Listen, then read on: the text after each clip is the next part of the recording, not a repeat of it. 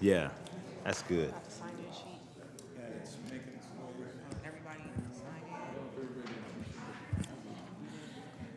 Good evening, everyone. Let's get ready to call our Akron Citizens Police Oversight Board meeting for January 21st, 2026 to order. Happy New Year to everyone. Thanks so much for your attendance. We'll start off with our roll call vote. Aniskevich, Here. Elton, Here. Peoples, Here. Hawkins, Here. Costa, Present. Krabs, Here. Weems. Awesome. I'd like to make a motion to accept the approval of last meeting's minutes. Can I get a second? Second. All in favor? Aye. Aye. Aye. Any opposed? Thank you. Now we'll have the reading of our CPOB values and purpose. The overarching mission of the Akron Citizens Police Oversight Board is to foster conditions and police practices that ensure the safety of all residents of the city of Akron. The CPOB is empowered by a new charter provision to independently direct the police auditor, whose office reviews investigations into complaints and misconducts involving officers. The board and auditor also review every standard investigation, whether by the Akron Police Department or outside agencies, into the use of deadly force by an officer. Our values are as follows.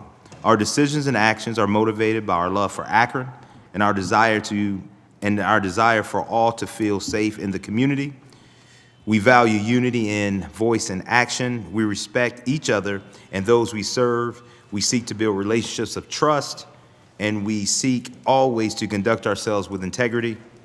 We listen to understand, learn, and lead. We strive to be inclusive of all stakeholders' voices. We value change at a system level. We hold ourselves accountable for our actions and deeds, and we hold our partners and those we serve accountable to their actions and deeds as well. This time I will move on to Ms. Aniskevich and item number 5 on our agenda, which is public comment. Yes, we have one form here for Nathaniel Green, please.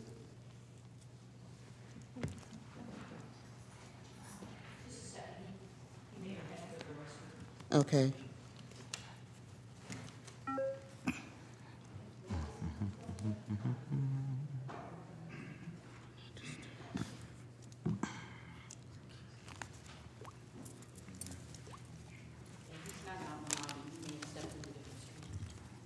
Okay, which is around, down the hall and around the corner.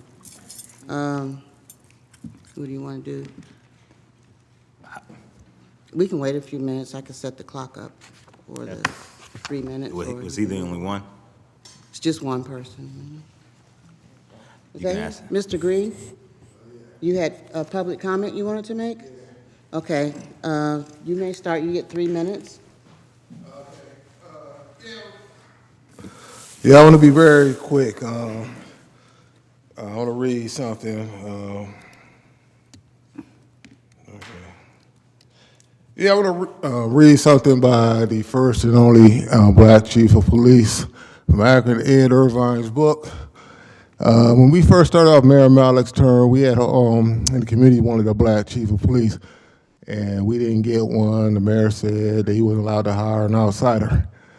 But according to Ed Irvine, I want to read something. I retired after 30 years of service, over 4 years as chief. The tenure of chief is 4 years. All ranks in the Akron Police Department are chief under the protection of civil service. This is good when the chief and deputy chiefs are competent, when it makes them difficult to remove them. And I'm gonna skip a section. Since I retired, the city charter has been amended. The chief of police is now under contract, and the chief can be chosen from outside the department, which in my opinion is a practical.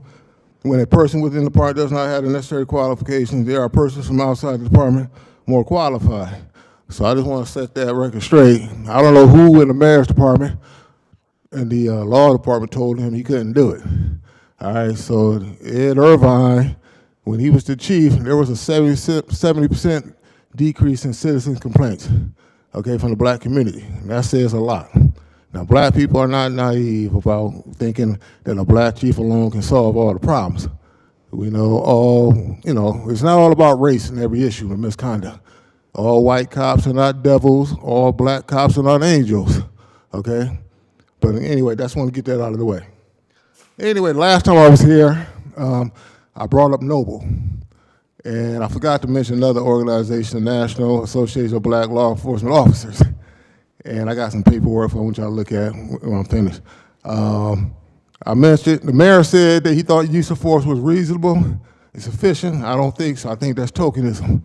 I said that they need to look at every issue, from hiring, to promotion, to field training, police promotions, discipline, when to apply first aid after somebody gets shot, the whole 9 yards. I can go on and on and on and on. We need somebody like, is that it? Okay, we need someone from an outside agency that can bring a unique experience. And they should be allowed to come into Akron and sit down with the officers and talk to them face to face, see with their own eyes, hear with their own ears, and get a realistic, holistic, and look at all the procedures, policies, regulations, and make recommendations. When they finish, I say we give them an office in the Akron Police Department and let some of them guys from those organizations, if they're willing to do it, stay in Akron, pay their room and board, and oversee the implementation of their policies. Field training officers play a very good role, and if they don't do the job properly, they set the tone. You can graduate #1 in your police academy class. That field training officer says thumbs down, you're not gonna be a cop. And with some of these officers who are repeatedly in the news, we have to wonder, is that it? Just finish your thought, please. We have to wonder, are those field training officers missing something in those evaluations? Do we have to consider extending the probationary period from an Akron cop from 1 year to maybe 18 months? Is there something being condoned from the chief's office down? They shouldn't be teaching them? I mean, I can go on and on and on, but I got most of my information right here. If somebody could pass that around for me after I sit down, then I don't have to talk about it. But anyway, I just want to get that out of the way, and thank you for your time. Thank you, Mr. Green. Do you have copies there? Yeah. Okay, can I? Yeah.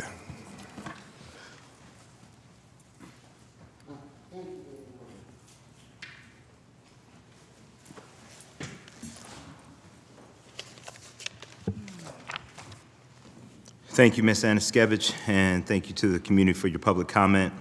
We'll move on now to item number 6, which begins our committee report out. We'll start with our auditor, Mr. Fennell. Mr. Fennell?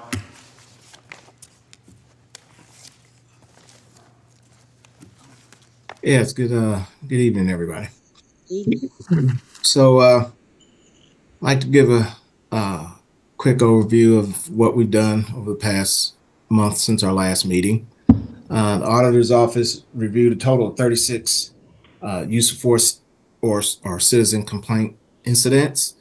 Out of those 36, 30 of those we concur with the findings by APD. 4 of those we concur with the findings but had recommendations that we'll discuss in a few moments to be sent over to the mayor and to the police department. And then on 2 of those, we did not concur with the findings at all. And so I want to discuss those as well. We also give you an update on our give you an update on our data analyst work and our case management system.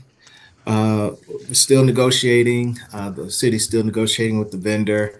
There was some back and forth on this past Friday, so I have not heard back from the city on what the responses are. So, but we are still communicating with the vendor, trying to iron out an agreement.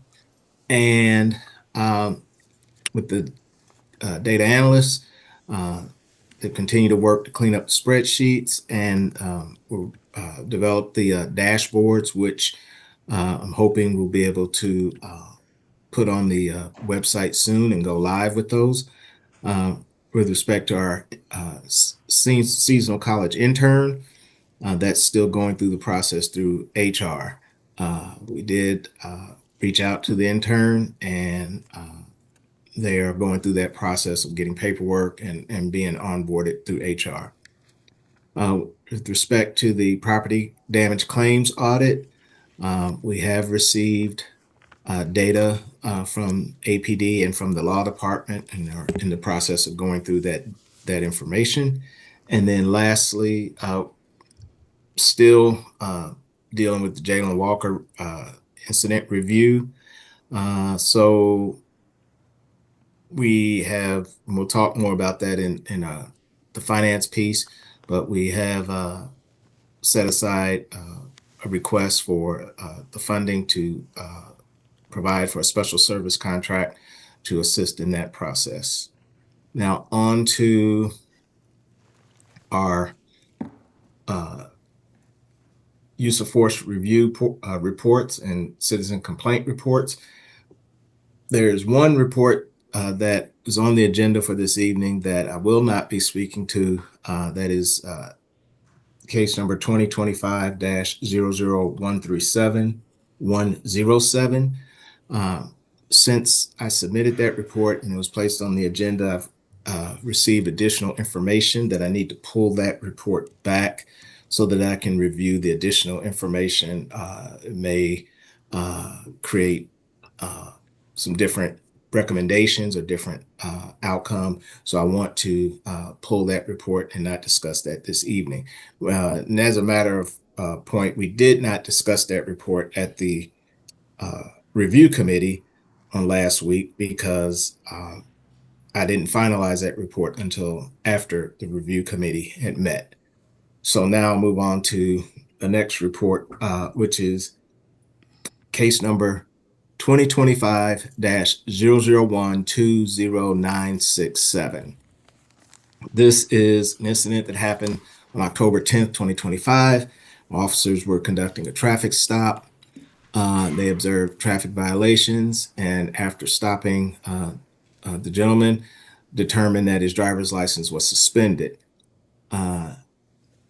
In this situation, the gentleman asked the officer, one of the officers present, what the process or what would happen next once he was told that his license was suspended. And this officer proceeded to tell him that he would be handcuffed and then placed in the back of the police cruiser. The officer stated that they would follow the policy and things would be done by the book, and he would be issued a citation for driving under suspension. So the gentleman repeated and asked this twice, and the officer expressed the same instructions twice. So upon the second time, the gentleman began to exit the vehicle, at which time other officers intervened and ordered him back into the vehicle. As he was getting out of the vehicle, he presented himself to be handcuffed. The other officer stated he needed to put his hands behind his back. As they attempted to put his hands behind his back, he's asking questions of why do I have to have my hand behind my back? And he was then taken to the ground. Officers interpreted his behavior as resistance, and they pushed him against the vehicle and then took him to the ground in a prone position. He was handcuffed, and additional force was used to drag him and compel him into the back of a police vehicle. They pulled him into the vehicle. Ultimately, he was issued traffic citations, and he was taken to Summit County Jail under arrest for resisting law enforcement. Now, in this situation, I find that that APD policy, particularly related to traffic stops and driving while suspended, does not require handcuffing and does not require that an individual be placed in a police cruiser to be issued driving while suspended citation or a summons. The officer had misstated the departmental policy by representing what APD lists in their policy as discretionary enforcement authority. This officer misstated that as being mandatory. And this encounter was escalated from a citation level stop into a custodial arrest, and it was not necessary to do so. The resistance prompted force, which was directly linked to the unnecessary custodial treatment. And the use of force was foreseeable and avoidable, and find that this incident reflects more a policy to practice gap rather than a policy deficiency. So policy is sound. The way the policy was interpreted or the way it is implemented in the field is an issue. So, find that the force was not objectively reasonable, that the force used against the gentleman was not objectively reasonable because it arose directly from an officer-created escalation, including the misrepresentation of the policy and unnecessary custodial treatment during what is normally a summons eligible traffic stop or an offense that results in a citation or summons. So, again, my finding is that APD, the recommendation is that APD revise its finding from objectively reasonable to not objectively reasonable and initiate appropriate disciplinary action consistent with departmental rules, collective bargaining agreements, requirements, and past practice.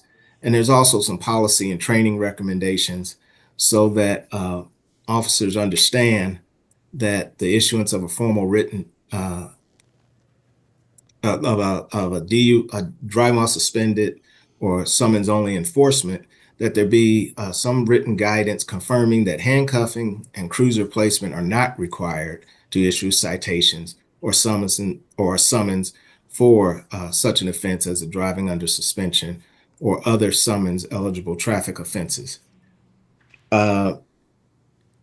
The policy also should be amended and training should be explicit that prohibits officers from stating or implying that discretionary actions are required by policy when there's no such requirement that exists.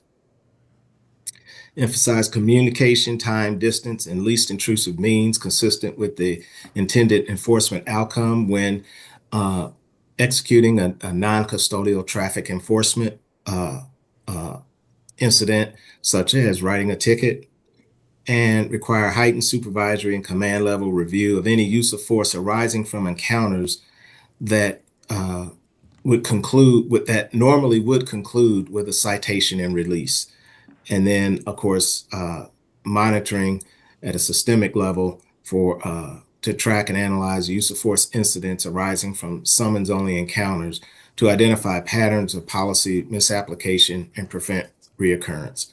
So we did discuss this at the review committee, and the members of the board that were at the review committee voted to move this to the full board for consideration to send to the mayor and to the city council. So I'll take any questions at this time. Mr. Fennell, I have a question, a two-part question. What area of town did this occur in, and the victim or the person who was arrested, placed in handcuffs, was he African? What was his race? What is his race? What is his? Okay, the area of town. I don't have that in my report. That's in the case file. Like what street? You have the street? I mean, No, I don't have that. You don't have that? I don't have that listed in my report. It's in the case file. He had actually, when he was pulled over, he wasn't far from his home. He actually had pulled into his driveway. It was in the early morning hours between like 2 and 3 a.m. And he is an African American male. Mm-hmm. So they really could have just given him a citation. They already knew where he lived. They didn't have to go through all that. I don't understand these escalating practices that are starting to happen lately. I hesitate to say it might be coming from a higher level, of our government, maybe the federal government with ICE agents running around like they're terrorists throughout the country. But I guess my question is, and I'm not sure whether you had joined us yet or not, but there was, and maybe you remember, Mr. Chairman, weren't we having a study done once, or having some interns doing something about the demographics of of the police arrests, the demographics of the people who are having these complaints, use of force complaints, the race and city demographics of where these things were happening, and how much they were happening in certain areas and they weren't happening in other areas, and they were being compared to the same offenses in areas that aren't predominantly African-American or other races. Do you remember that? I believe you're correct, Ms. Anaskevich, in that. Yes. Yes, I remember it also. Okay. Well, this is concerning, to say the least. So what are your recommendations? That was just my question. So, Mr. Fennell, would it, how much would it take for you to Ms. Anaskevich's point, as far as even putting like the zip code based on where some of these things are happening, and attach that to the report as well? Is that something that is relatively easy for you to do? Yes, I think we can at least put the zip code. I do know that part of, and we're not there yet, but part of the case management database system will have and capture all of that information, so that would be available on the dashboard, and be available to access rather quickly. But in the interim, if we can put like the location of the incident, and in that location put the address. Or even just the district, what district, I mean, I used to work for the police department for a long time, so I know certain districts are in certain demographic areas. Like District 8 is West Akron, and District 7 is the Ellet area, that type of thing. Yep. Okay. So I mean, yeah, I think it would be relatively simple to put the district and zip code in there. Okay, Okay. all right, thank you.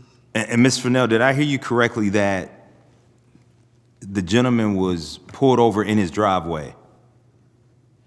Well, he was close to home, and as when they activated their emergency equipment, he was pulling into his driveway as well. Yeah. So it was a simultaneous thing. He didn't proceed home, but when they turned on their equipment, he was pulling into his driveway. Thank you. Any more questions for Mr. Fennell?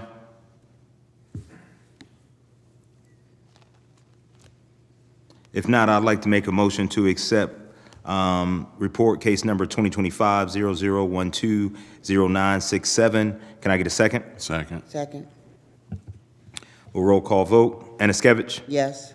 Costa? Yes. Krabs? Yes. Elton? Yes. Hawkins? Yes. Peoples? Yes. Weems? Boyd, yes. Motion passes. Continue, Mr. Fennell.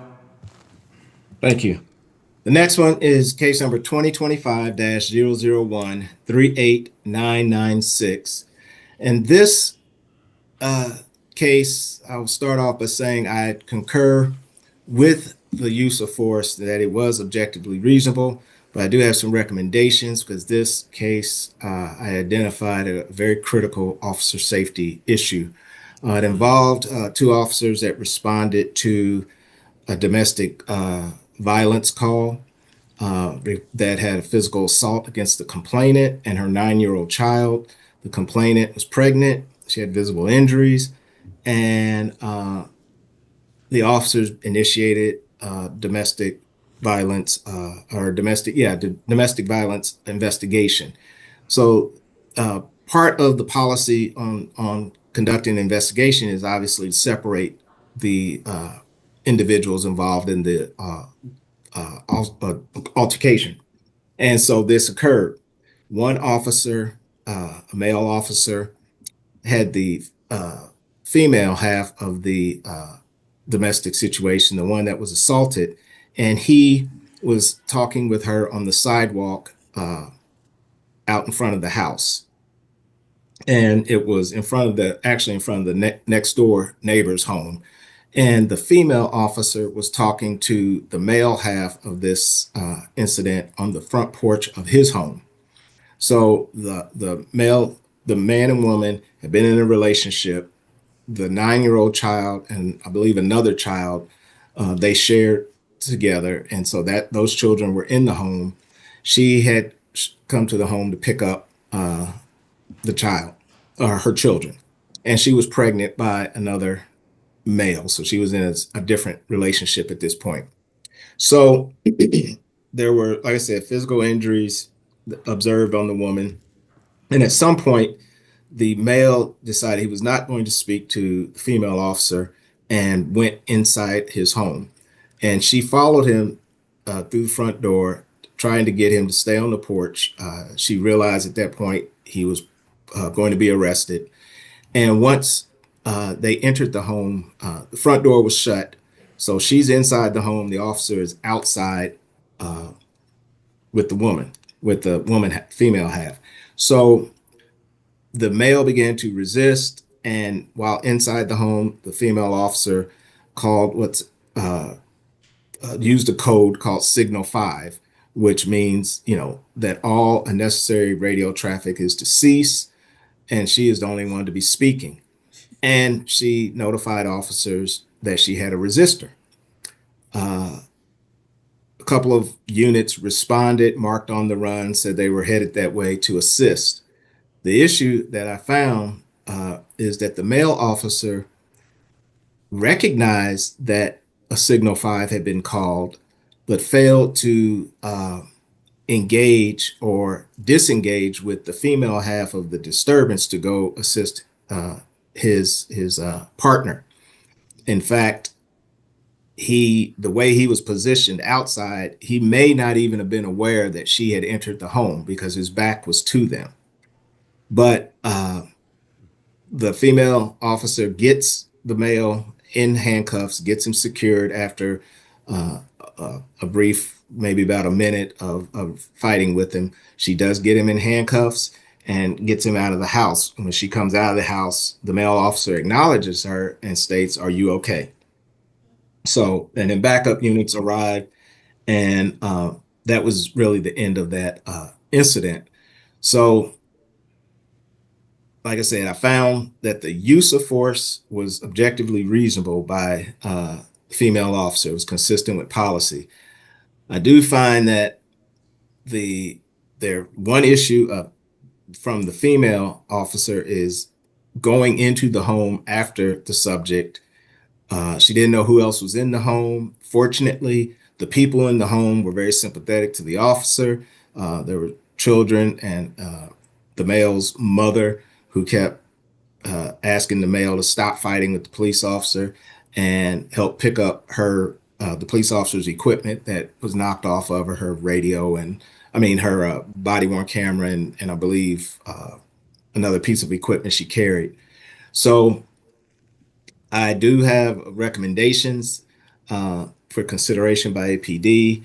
And I know that as policy, I cannot issue discipline, but I think in this case, the situation was grave enough, and fortunately, no one was seriously hurt, but that the officer failed to respond to assist his partner, and it created serious officer safety risk. So I am recommending some punitive discipline for the officer, and I'm recommending remedial training for that same officer so that not just in domestic violence calls, but in any situation that he be aware of the situation. He'd be aware of where his partner is. He'd be aware of what's going on. Be aware of radio discipline. It's just basic situational awareness. And then also that the supervisor that reviewed this, it didn't seem that any of them caught it, which is concerning to me, that they did not catch this lack of officer safety, which is officer safety 101 as far as I'm concerned. So I I had, like I said, for the, let me get to it. Recommend suspension without pay and mandatory remedial training, and then also supervisory review uh, to make sure that supervisors are catching these things and not just solely looking at whether the use of force is objectively reasonable or not. So I'll take any questions. Mr. Fennell, I believe educating not only the board, but also the community that is in attendance this evening, could you just help us all to understand, on one hand, you concur, but and also on the other hand, you're making recommendations. Could you just help to bring an understanding as why both of those are so important? Yes, I mean, obviously, the officer that used the force, the female officer, did an outstanding job of using the appropriate level of force. Aside from the tactical mistake of entering the home and allowing herself to be cut off, she was able to overcome that mistake and effectively arrest the gentleman without using any excessive force or using, any force that resulted in serious injury to the gentleman. So I agree and concur that the evaluation of the force used by her was objectively reasonable under those circumstances. But at the same time, as in other reports that I've prepared in the past, if I identify an issue, particularly an officer safety issue, I believe it is my duty to raise that issue. And in this case, not the officer was aware that she called a signal 5. He was aware that she was no longer, or should have been aware that she was no longer on the porch, and should have been aware that even if his partner calls a signal 5, he needs to figure out what's up with her and disengage, with the victim to go help his partner. And he failed to do those things, and this could have been so much worse. The possibilities are terrible to think of. Fortunately, we did not have an officer that was injured, and we didn't have a citizen that was seriously injured. So I think the two have to go together in this incident because of the seriousness of the lack of officer situational awareness. Thank you, Mr. Fennell. And would you say that the recommendations that you are making are not only a benefit to the community and citizens, but also to the officers as well? Yeah, yes, I do. I think, and I struggled with going as far as to recommend punitive discipline, which, is suspension or at the minimum like a reprimand of some sort, an official um, marking in his record. But because of the seriousness of this, I think it has to rise to that level. It can't just be coaching and training and counseling. Uh, and I think it'll send another message to other officers that you have to be aware. You have to look out for one another. You have to be aware of these situations because, again, this could have been a lot worse on many levels. Yeah. And Ms. Fennell, could you give us another, can you define a signal 5 for me, please? Yes, my understanding is signal 5 is when an officer needs to, basically, they need to be able to speak on the radio. And so when you call signal 5, it's telling all of the other officers to hold unnecessary traffic unless it's an emergency, because they're in a potential emergent situation. It could be signal 5, say they're entering a building to search it. So they want to have a signal 5 so until they complete their search so they can speak, or if they have to share pertinent information that everyone may need to hear, they don't need an officer, running a license plate or something over the radio. Thank you, Ms. Fennell. Yeah, if I can just piggyback on what Mr. Fennell said, because I was a dispatcher for a long time. So a signal 5 is emergency radio traffic, means that the officer on that scene has an emergency and everybody needs to shut up and hear what they have to say. So in this case, it sounds to me, having, been there and done that, A signal 5 very well could have been followed by a signal 21, which is an officer needs help. So this is a very, in my opinion, Mr. Fennell, I concur with you, this is a very serious situation from the standpoint of officer safety. And, you know, there's no way he should not have responded to her signal 5. He should have been right there with her as soon as he heard signal 5, because it could have very well gone into a signal 21. Thank you, Ms. Anaskevich. Any more questions for Mr. Fennell? Ms. Peoples? We talked about this in our meeting. And this really doesn't sit good with me at all, being a former and retired police officer. It does come down to officer safety, retraining, progressive discipline, and watching out for your partner's back. Your job every day when you put on that uniform is you want to go home, and your partner needs to go home also. This officer failed. He failed his partner, he failed himself, and we could have been in a nasty situation due to the fact that he wasn't watching his partner. Domestic violence calls and traffic stops are the two most dangerous calls that an officer can encounter every day. We lose a lot of officers to that. This particular situation, they could have been ambushed, they could have been set up, and this officer had his back to the house, didn't even know if his partner was okay or not because he couldn't tell. He was talking to the lady. Anything could have happened to him. He wouldn't have never known it. I didn't like this from the start, this whole incident, but I recommended suspension. Now, that's not our job to do that, but I feel in a case like this, he needs to be suspended. There's no excuse for what he did. He could have costed 2 lives, maybe more. I take training seriously. I know things might have been going fast and crazy, but you have to learn to slow it down and know what's going on. And he failed in this situation. So I recommended the suspension on top of retrain.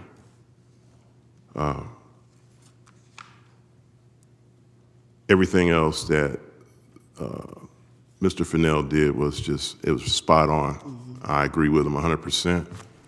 And I accept the report. Thank you, Mr. Peoples. Any further questions? Yeah, I got a question. Oh, go ahead. Okay, Mr. Fennell, Yes. how much time do both officers have on the Akron Police Department? Meaning, are they rookies or seasoned? I don't believe they're new officers. I don't know how long they've been on, but I don't believe they are, what we would call rookies. I don't believe that. Okay. But we don't know, because I noticed, does it mention what their ID number is? And where are we with ID numbers on the police department? I do have their ID numbers. Let me see if the ID number is in the report. Normally, unless I'm specifying. Okay, hold on for a second.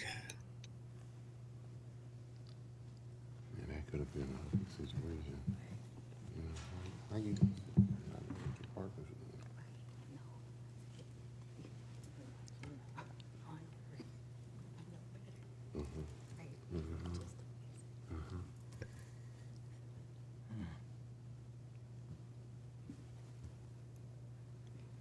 Okay, ID for the officer that recommended the discipline is 1688. Okay, and for the female officer, is she seasoned or is she? Yeah, I have her ID in the case file. I did not put her ID in the report. Okay. And then at the committee meeting, I asked if when they were spoken to, either together or separately, is there a reason the female officer did not call a signal 21? And is that possibly a reason the male officer believed he didn't have to assist? Because she called Well, signal 5. I don't know why he did not believe he needed to assist, but she did not call a signal 21. She was actively gaining control of this gentleman, and she took the time to get on the radio, say signal 5, and then it's garbled, but it was enough of an indicator. Whatever she said, it was garbled enough on the body worn camera, but the at least 2 officers understood it to mean they need to mark on and head that direction. So they marked on immediately and raced to that location. So, I didn't pull the dispatch tape because I had the body worn. Maybe the dispatch tape would have been a little clearer. But on the body worn, she clearly calls signal 5, dispatch notes signal 5, and then these officers jump on the call and head to the location. They weren't, one was maybe a mile away, the other maybe 2 or 3 miles away, but they got there within minutes. And did the male officer provide any reason for not backing up his partner? Is it communicated in any of his writings or Well, the supervisors? it wasn't caught. It wasn't even discussed in any of the documentation that I had. The only acknowledgement that the male officer did was when she walked the gentleman out in handcuffs, he turns towards her and says, "You okay? Are you okay?" And that was it. Okay. Now, I know in your report, if I recall correctly, you listed a procedure, and you said it didn't squarely fall under that procedure. Is my recollection correct? Uh, do you remember which section? Oh, talking about a failure, a standalone. Yes, the use of force policy does not specifically address, and I had it in quotes, a failure to assist offense. So basically, an officer's failure to assist a fellow officer, say with a resistor or with someone they're fighting with. I did not see where in that policy there's a standalone clause to address a failure to assist offense, but there are affirmative responsibilities of, de-escalation. Partner support is a core resource, and de-escalation includes use of time, distance, and resources, and partner support is a core resource. And then also supervisory and officer responsibilities emphasize officer safety, coordinated response, and appropriate action when forced or resisting arrest occurs. So here again, the fundamental issue is a lack of officer safety, or the officer safety issue being, that this officer, being the male officer, wasn't aware of his partner who was inside the home fighting with someone. And then the secondary, like I did raise it, the secondary issue, and I'm not trying to blame the female officer, but allowing yourself to get separated in a home where you don't know who else is in there. There's been a disturbance, and while you could argue that she entered the home because the children were still in there, and it is a safety issue and concern to protect the children, you don't know what other adults may be in there. You don't know what other situation may be in there. So that's a decision that officer made. I'm not going to say it's a bad decision, but it is a decision that could have gone either way. Okay. And with regard to the male officers' actions, what do the rules and regulations say? Were you able to look at rules and regulations with regard to his behavior and what they say the offense should be? Going through the rules and regulations, I did not find again where it specifically lays out a policy violation for that officer's failure to react or failure to assist. But again, looking at the officer's responsibilities for officer safety, appropriate action when force or resisting arrest occurs, and they even a coordinated response. The officer did not align with those. So there is no specific rule that this officer committed, but at the same time, I think it's understood that, if you're on the scene and you know it's already a volatile situation, you know violence has already occurred, and your partner calls signal 5 or signal 21 or something else, and they're not within your eyesight, you need to find them. You need to figure out where they are, and at least not continue to talk to someone about what happened. That kind of conversation can wait. Okay, thank you.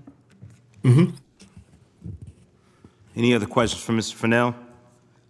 I just had one comment. Based on, thank you, Mr. Fennell, for an extremely thorough report and exceptional recommendations. But I just want to say, based on both the females officers' actions or inactions and the male officers' actions or inactions, both of them are darn lucky that they encountered a family that that wasn't intending to harm them. This could have turned out very differently and very tragically if they had encountered a family that was more volatile that the situation was more volatile than what it was. It could have turned out extremely tragic for both of those officers. So I think whatever recommendations you have, I think they definitely need to be adhered to, because this was very dangerous for both of them, and it could have turned out very differently. Thank you, Ms. Aniskevich. I'd like to make a motion to accept case number 2025-0013-8996. Can I get a second? Second. Aniskevich, Yes. Costa, Yes. Krabs, Yes. Elton, Yes. Hawkins, Yes. Peoples, Yes. Weems. Boyd, yes. Motion passes. Okay, Mr. Thank you. Fennell. Thank you. And the next case is case 2025-00139552. This is a case that involved a 16-year-old student at East CLC. An officer was, APD officer was working in the school.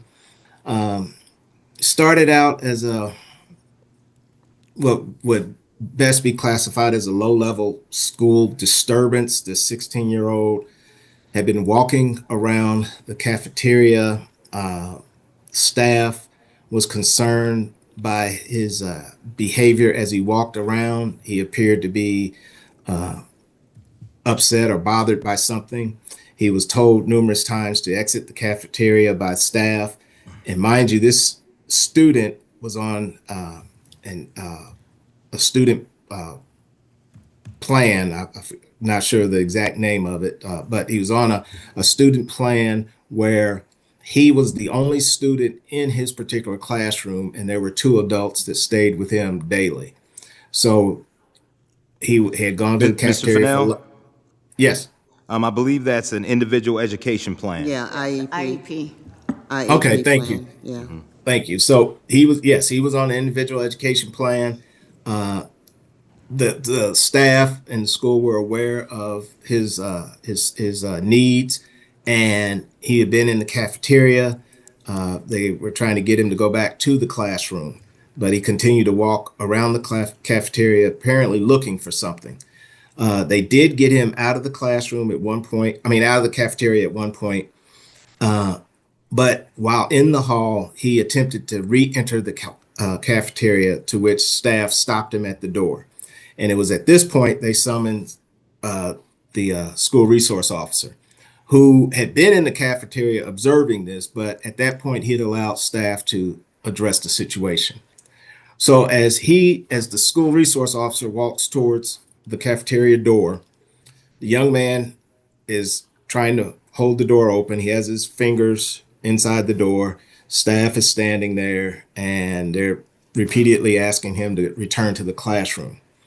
The officer approaches the young man, tells him twice to go to the classroom, and then immediately pushes him back away from the door, grabs him by the front of his jacket, pushes him into a wall, and a brief struggle ensues between he and the young man. The officer takes the young man to the ground and places him in handcuffs, and then takes him into an office in the main office area.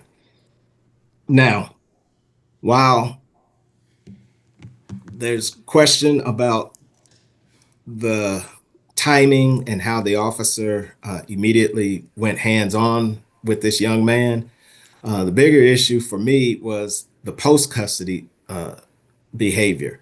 While in the office, there began an extended verbal exchange between the young man and the school police officer, and the officer basically matched that young man's energy, both in intensity and in profanity.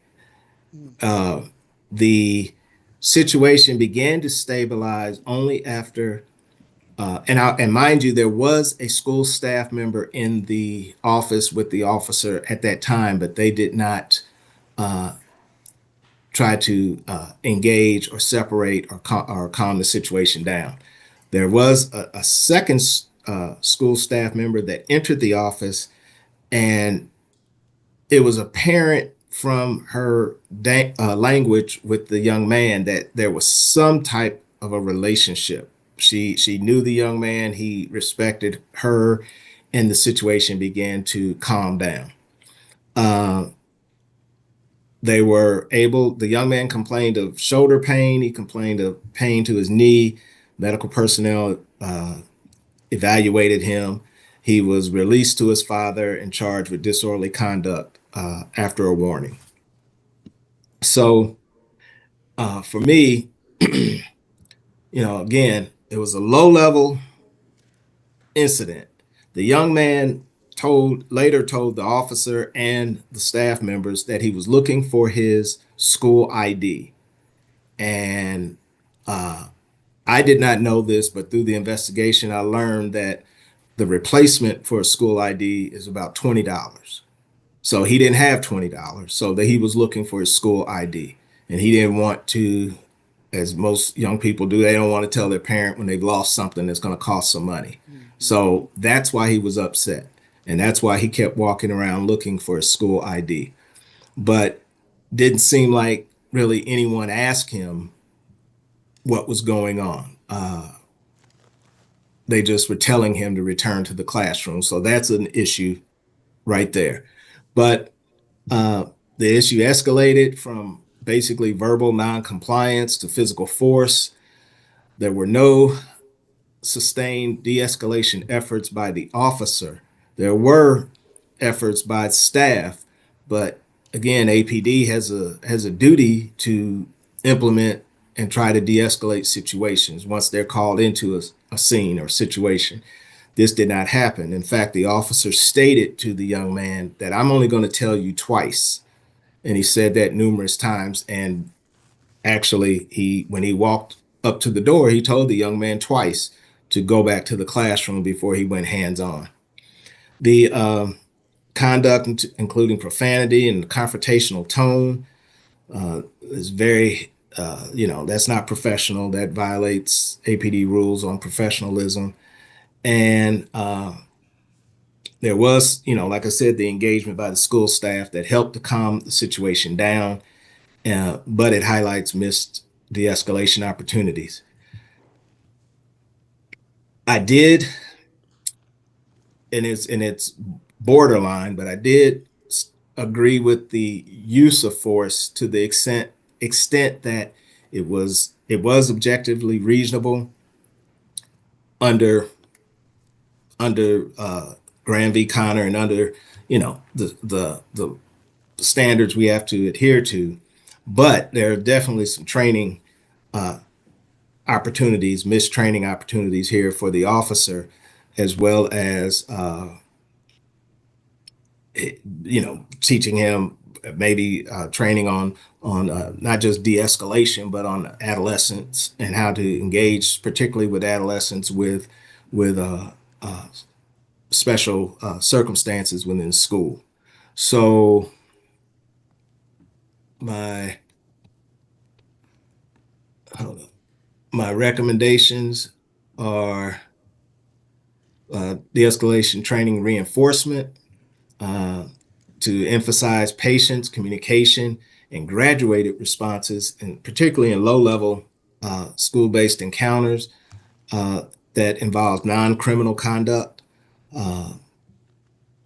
Provide targeted coaching to this officer regarding decision-making at the earliest stages of encounters, and especially when there's no immediate threat and going hands-on so quickly.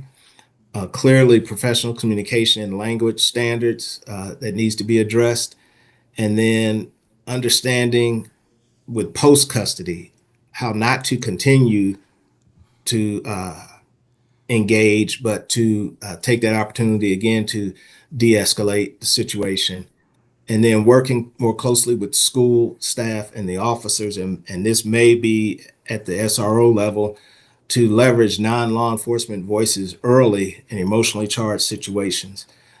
He had 2 teachers that worked with him, sat in class with him daily. Those probably should have been the 2 to just continue to engage with this young man until they were able to get him back to the classroom. So I'll take any questions to that. Yeah, I have a question. What is the Akron School Board's role, if any, in dealing with incidents involving SRO, school resource officers? Do they have any policies at all regarding their behavior or non-behavior? I mean, do they have a role in this at all, or is it all just on Akron Police and the police auditor? Well, I mean, they have a role. They reach a contract with APD. I don't have a copy of that contract to understand exactly what their terms are. If, say if the school or the school board's not happy with a particular officer, or there's an incident that arises, but I'm sure there's some language in that contract to address that. But I don't have that Okay. with me to speak to it. Yes. But they do have a role for that. Yeah, I mean, I'm just wondering if they can hire or fire school resource officers per Akron School Board's policies, or is all the I don't think it's firing. oversight on our part or on your part? I don't think it wouldn't be firing. It may be reassignment or not allowing, the officer to work in a school, but it would not be a firing. Yeah, I so mean, to not speak. firing from the police department, but Mr. removing Mayor, them can from you the give us some clarity here? Absolutely. Just briefly, many folks might remember the incident that happened a little over a year ago at Firestone High School at the security area. And so through that process, we've spent a lot of time working with the school board and the school administration around the SRO program and the contract. We will share tomorrow more information. We can share the whole contract. I'll just summarize briefly that APS works with the police department in terms of selecting officers, right? In terms of if an issue arises in which, and then there are separately, there are different roles that the officers are meant to play than the in-school security or staff, et cetera, right? And I think there are rules and then there's practices, right? And so there's a desire to make sure that, that's happening consistently, right? Because somebody might be out and somebody might, right? And especially a lot of these processes were developed before the security practices were put in at the entrances. Anyways, I say all that to say that we have in the last contract developed some language around if there is concern from APS around the behavior of an officer in an incident, there's a process by which we can have an officer reassigned either on a temporary basis or on a permanent basis, depending on the process. So again, we can share that. One of the desires that we have as an administration is to continue to have dialogue with APS around the SRO program generally, because again, a lot of this program started, in a different era before kind of concerns about, metal detectors and things like that were in place. And so, we want to make sure officers are present in order to provide safety, particularly in, horrific incident, potential of an active shooter and that kind of thing. At the same time, we don't want officers, doing the jobs of teachers or doing the jobs of staff or put in those positions, right? So I think we welcome further conversation around those topics, but we can share the exact language of the contract. Thank you. Mr. Fennell, do we Thank happen you. to know the type of IEP the young man had, whether it was behavioral or academic? I do not. I would not have that information. Okay, thank you.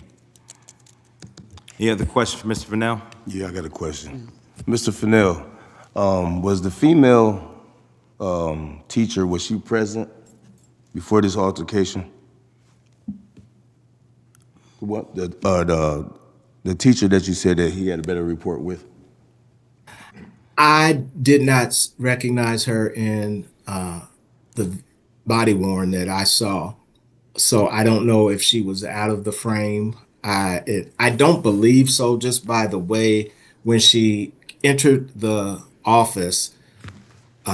She began initial like, what's going on here? Why are we here? Type conversation. So I would take from that she was not present. She was somewhere else in the building, but she did appear to have a decent relationship with him because he began to calm down and answer questions and sit down and start to relax, even though he was in handcuffs. So and they began to have a conversation. So from that, I just believe that she may have been one of the teachers, or she just may be someone that he had interacted with and developed a relationship from his time at that school. Thank you. I was just going to answer your question. When I worked with troubled children and their families as a therapist, a lot of the children who were on IEP programs, it was a blending of both, behavioral and educational, because if you're always acting up in class, you can't learn anything, and vice versa. So, And Ms. Fennell, for the young man, just by estimate, I know you won't be able to, just height and weight, was he an imposing young man? Like, what was his height? His average height. He was not a big young man. The officer wasn't big either. They were both about the same size. Okay. But he wasn't muscular. He wasn't towering over anyone. He wasn't heavy. He was just a 16-year-old skinny kid. Okay. Thank you. Any more questions? All right, I'd like to make a motion to accept case number 2025-0013, 2025-0014-0240. No, that's No, I'm sorry. No, I'm no. sorry. 2025-00139552. I got a Correct. second? second, Aniskevich? yes. Costa? Yes. Krabs? Yes. Elton? Yes. Hawkins? Yes. Peebles? Yes. Weems? Yes. Boyd is yes. Motion passes. Okay, Mr. Thank you. Fennell. Now we go to 2025-0014-0240. This one is more of, I'll start out by saying the force, I believe, used was objectively reasonable. No issue there. But this is an off-duty officer working a security assignment at a closed grocery store. The store was closed, but there were staff members inside the store doing something. But the store was closed and the officer was there. The officer observed a gentleman approach the front entrance of the store, which was locked, And this gentleman's wearing a ski mask, a sweatsuit, and a backpack. And there have been some concerns at that location and at that late hour that prompted the need to have the officer there in the first place. So obviously, the officer perceived that this was suspicious and initiated contact. The officer began to call out to the person as they approached the door, and the person continued walking towards the door. So the officer called about 2 or 3 times as he approached this individual from the side, and eventually he got up to him and he grabbed him by the arm and turned him around. And once he turned him around, he realized that the individual had earbuds in his ear and could not hear. So he explained to the individual why he grabbed him, and the individual explained that he was there to pick up some keys from one of the staff members inside of the locked grocery store. The officer apologized, and the individual stated that he had red marks and pain on his arm. And so at that point, the officer requested a supervisor to the scene. The individual declined medical treatment. However, supervisor did come out, and the individual wanted to file a report of excessive force and threatening language. Supervisor reported the injuries, reviewed the store video surveillance footage. The officer was not wearing a body-worn camera because he was working extra duty, but the supervisor determined that the force used, the officer grabbed him by the arm pretty hard, because at this point he's thinking he's a suspect about to, commit some offense. And so when he grabbed him by the arm, it was pretty hard, pretty firm, and it did leave marks. And the person did complain of pain, but the supervisor stated this was not a reportable use of force. So based on the policy, it normally would not be a reportable use of force, but once person complains of pain or injury, visible marks were documented, photographs were taken, under the plain language of this policy, this alone triggers a reportability. They should document it and treat it as a reportable use of force. So I have basically an administrative recommendation that the finding for this should be listed as an objectively reasonable use of force, as opposed to not a reportable use of force. And then also an ongoing recommendation that extra duty assignments officers should wear, their body worn. If they're in uniform, they should wear a body worn camera, so that again, we have that independent evidence to support the statements. So I'll take any questions on that. Why did he stop him in the first place? For walking out the door? No, he was walking towards the door. The way he was dressed. It was late. It was extremely late at night. The store had incidents of criminal activity. That's why they had an officer there. There were staff members that were locked in the store. They were doing whatever they were supposed to be doing. But this individual approached it wearing a ski mask, had on a hoodie, sweatsuit, and a backpack. And he, more importantly, as the officer called out to him, he continued to walk towards the door, and appeared he was ignoring the officer. It wasn't until the officer got to him and turned him around that he realized he's had earbuds in and didn't hear him. So once the officer realized he didn't hear him, and he asked him why he was there, and he learned he was there to pick up keys from someone that he knew inside the store, that hit the officer's engagement with him. But then the person complained of pain and wanted to file a complaint of excessive force. So the officer had to call a supervisor to initiate a use of force report and to receive the complaint from this individual. Was it cold outside? I assume it was. Let me look to see what date it was. I can tell you. That could explain the ski It mask. was November 25th, 2025. So yeah. Any further questions for Mr. Fennell? I'd like I'd like to make a motion to accept case number 2025-00140240. Can I get a second? Second, Second. Thank you very much. Anaskevich? yes. Costa? Yes. Krabs? Yes. Elton? Yes. Hawkins? Yes. Peoples? Yes. Weems? Yes. Boyd, yes. Motion passes. Mr. Fennell? Okay,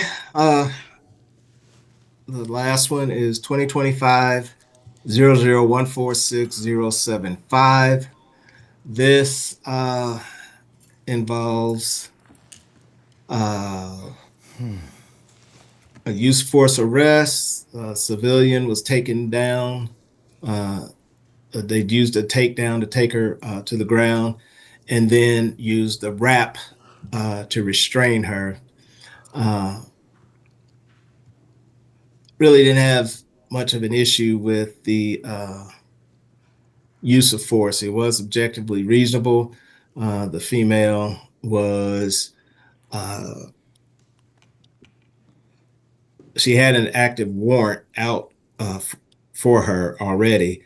Officers had located her in a general area that they had received a report of a disturbance in a fight. So this woman was a subject, part of that fight and part of that disturbance, and she was yelling at neighbors. When the officers arrived, they realized that she was the person that had this warrant. They tried to stop her, to arrest her for the warrant, and she stated that she was not going back. So as they attempted to detain and handcuff her, she began fighting, pulling her arms away. Officers, it was icy outside, and the officers and the woman fell to the ground. They ended up getting her in handcuffs, and a civilian briefly assisted the officers by holding her legs during the takedown. So after she was handcuffed, she refused to stand or walk. They had to carry her to the cruiser, and while she was in the cruiser, she did not remain seated for the seatbelt. She attempted to exit the cruiser. She began kicking and not sitting properly. So they put her in the wrap restraint device and were able to transport her that way. So again, I don't have a problem with the use of force. They had a valid warrant for her arrest, and she resisted the arrest. So the force used was proportionate, and it ended once she was controlled and in handcuffs. The assistance by the civilian is definitely a safety concern and an accountability concern. Officers are trained on what force to use, how to use it. A civilian is not generally trained in that area and may use a type of force that could cause more harm than what's appropriate or is proportionate to the incident. So having a civilian assist in this is definitely a concern. The use of the wrap was not necessarily justified. There were other alternatives for transporting this lady. I mean, there's a jail wagon that could be used. This wrap was basically used because she refused to sit still and refused to comply. Like she stated to them earlier, I'm not going back. So there were alternatives to using the wrap. So I'm looking at, formalized wrap policy. I've discussed this before. There is no formal policy for wrap usage. And there was some activation issues with the body worn camera. When the officers responded, they did not activate soon enough. So again, use that late activation as coaching. And some of the reports that I reviewed had some discrepancies, not discrepancies as someone trying to omit things, but I think just people not confirming information before they placed it in a report. So basically improving the documentation to make sure that as they write their reports that they're consistent or that they're accurate. Let me see what else. You know, a lot of my concerns centered on the usage of the wrap, but in this situation, uh, that I think, you know, and that maybe this will come out of the use of force review. I've talked to Perf a little bit about this, but you know, creating a specific policy on wrap usage so that we can document and make sure that it's being used properly.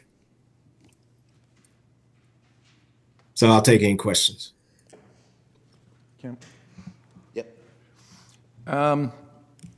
So Anthony, the use of the wrap was not wrong per APD policy. This was a person who was resistant, and the wrap is one way to have immobilized her so that they could take her in. And so what is is it a violation, or what is your concern? It's more of a recommendation, it's not a violation. It's a recommendation to and create a policy that's specific, that spells out, you know, how to properly use the wrap, under what circumstances, what do you do after it's been applied, how you monitor a person's health, you know, because in that, by using a wrap, now you've confined a person, and if they're in a awkward position, if you're not monitoring them, they could asphyxiate and create other issues. So basically, having a policy for its usage. There is no policy in place for its usage. Obviously, you know, you want to use it if someone's trying to harm themselves, to keep them from harming themselves. But I guess the question would be, do you use it because they won't sit right in the vehicle when you can put them in a wagon, you know, put them in a jail wagon or something? So that would be out of the policy. That would be what comes out of creating a policy, the guidelines for using it. So that's the recommendation. Any further questions? I got a question. Mr. Fennell, did this officer have a body cam on? They got them on, yes, but it was late activation, basically. It did, you know, it should have been activated sooner, and it wasn't. So he was tardy with this, correct? Pardon me? So he was tardy to turn on his camera, correct? Correct. Thank you. Mr. Fennell, I may have misheard you, I'm not sure. Did you say that they had to have a civilian help them wrap the woman? Did you say that? I They might have didn't misheard have you. to. A civilian assisted. A civilian assisted. Right. They didn't call for a civilian to Right, assist, they but a just assisted civilian them. just assisted, yes. Okay. So that would be a good reason, too, for them to have a policy written up. You know, if they- Right, because the assistants of a civilian, they don't necessarily have the training, and Exactly. they don't know the policies. But by allowing a civilian to assist in apprehending someone absent, you know, I mean, obviously, if it's a critical incident, critical situation, or deadly situation, you know, wouldn't say you don't allow help from wherever to survive that situation, but this wasn't not that. So it could raise a risk to not only the officers or to the individual that's being arrested, but to the civilian as well, and then ultimately to the city. That civilian could have gotten hurt, and then there could be an argument that the officers allowed me or told me to come over and help, and now you have a civilian that's hurt. So having some language to prohibit that, or at least guide on when that would be appropriate to do, is essential to protecting the officers and protecting the city. Okay, thank you. Did the officers share exactly when they say she wouldn't be seated? How was she seated in the cruiser? Well, they got her in the cruiser, but she was trying to kick at the doors, and they could not get in to get her handcuffed. She was not cooperating. They didn't say exactly how she was seated, but she was not cooperative in getting in. And then once in, she would not allow them to seatbelt her, or she rolling around in the back seat and just really just trying to fight her way out, even though she was handcuffed. Okay, so you said she was kicking the doors? Yeah, she was kicking and behaving in a manner that she didn't want to be in the back of the car. And they decided to put her in the wrap to restrain her from doing that. So basically, she had to lay in the back of the car in the wrap as they drove her to jail. Okay, thank you. All right, I'd like to make a motion to accept case number 2025-00146075. Can I get a second? I second. Aniskevich? Yes. Costa? Yes. Krabs? Yes. Elton? Yes. Hawkins? Yes. Peoples? Yes. Weems? Yes. Boyd, yes. Motion passes. Anything else, Mr. Fennell? That concludes my report. Thank you. Thank you so much. All right, now we'll go to Mr. Costa and governance. Okay, so governance met last Wednesday, January 14th at Firestone Library. And really, no set agenda, took overall a look back at the 2025 year and things, governance items outstanding, and really took on the task of creating essentially a roadmap for 2026 in terms of laying out goals and priorities that the governance committee would like to embark on. And so at the next governance committee meeting, we're going to drill down on this a little further, but some of the key items that you can expect moving forward, or some of the key items for consideration, are completion of the board's annual report. The board has an obligation per the charter to produce an annual report, and Mr. Fennell would like to have that report prepared sometime around the end of the first quarter of the year, towards the end of the spring. The purpose of the report, in essence, for an opportunity to communicate out to the community the activities of the board over the last year, to outline some of the board's goals and priorities for the upcoming year, as well as an opportunity just to provide information as a report out.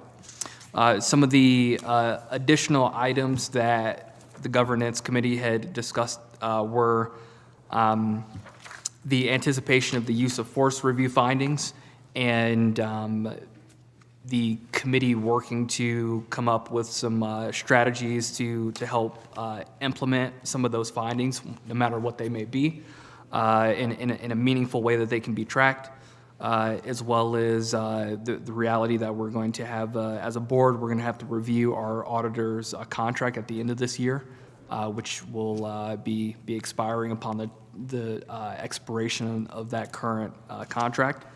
And then also just had a frank discussion about the ongoing barriers and the challenges to the board's ability to be effective, and the consideration of a potential charter amendment.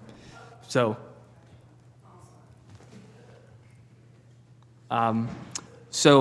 we anticipate that the governance committee will be meeting again at our next meeting, the second week of next month. I'm not sure if a location has been determined just yet, but the discussion there and the main agenda items will be discussing the annual report out, as well as getting back to the discussion around the roadmap for 2026.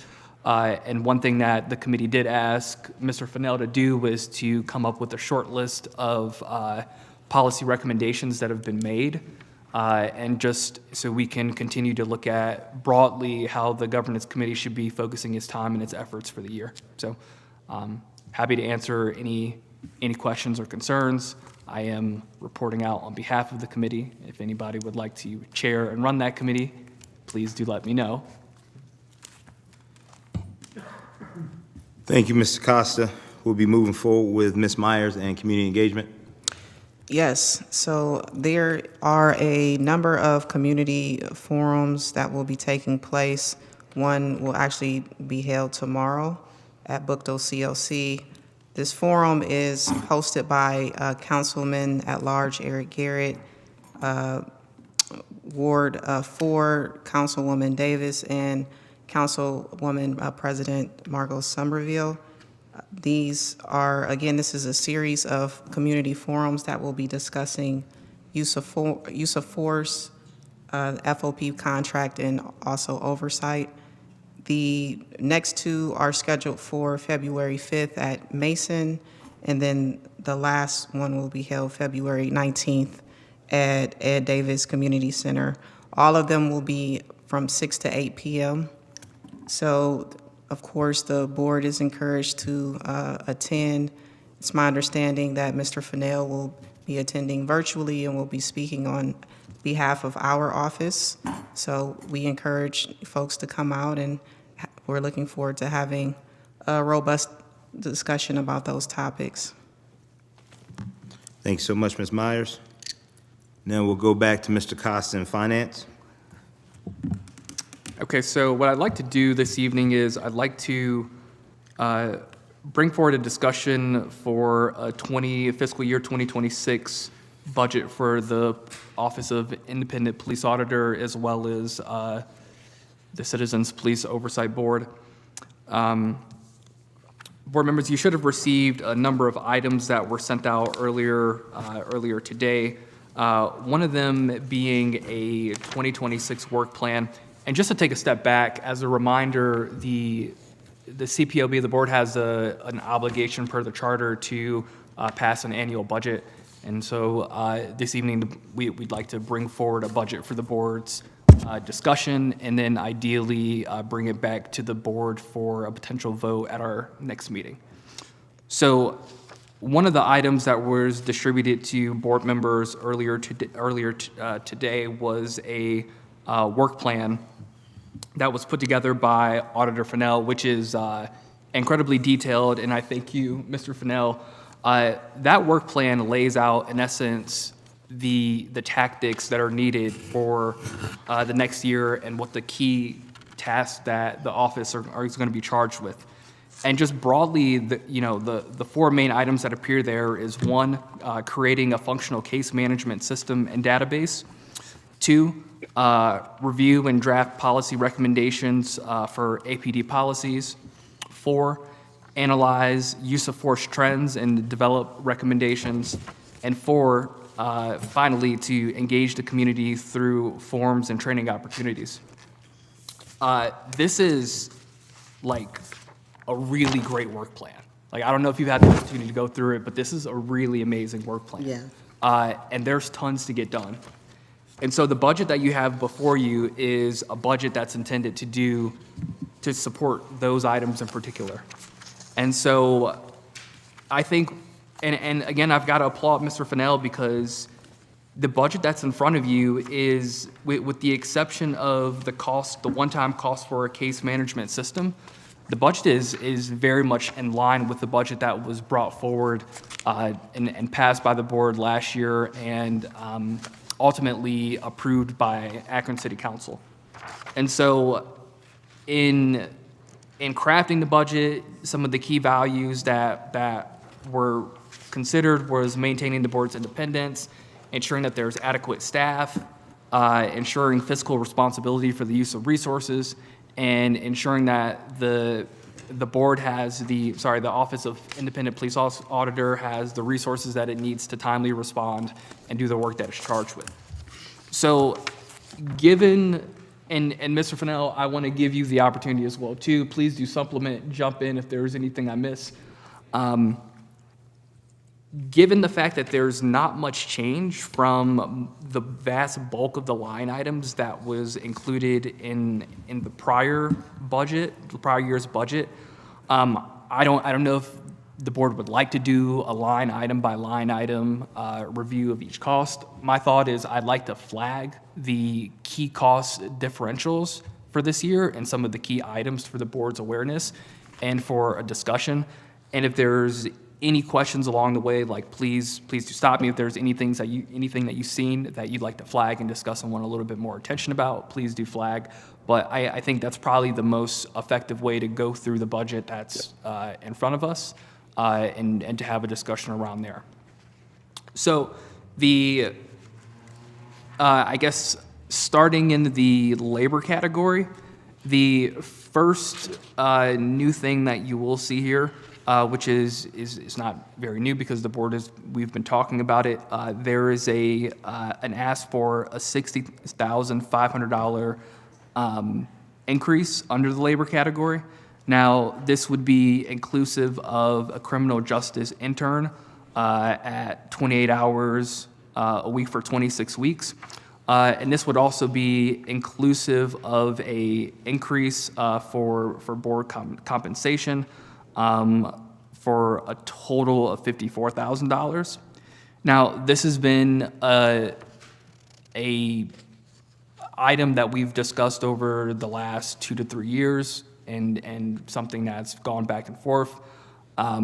Ultimately, that breaks down to what would an increase of from $100 to $500 per meeting. And there is rationale behind it. I believe one of the items that was sent out to board members as well too was a rationale behind the ask, which was based upon looking at national police oversight boards around the country and what comparable compensation looks like relative to that. And take into the realities, the demands of time that the board members are asked with respect to the sacrifice of time, but also the fact that this is a working board. And there's tons of review that goes on and a lot of prep that goes into the meetings, but also ensuring that we can maintain quality in our ability to keep members, recruit members, and attract members to serve on this board. So that's one of the big changes that you'll see in front of you. There's still included in here is 2.5 full-time employees for the office. Moving down, I want to go to the service contracts under line item 80,000. One of the that was a line item, not an amount. So as Mr. Fennell highlighted earlier, it's imperative that we have like a robust case management system and database. And so this budget here, and I'm sorry for not stepping back, the overall total budget cost is approximately $710,000, $7,1020.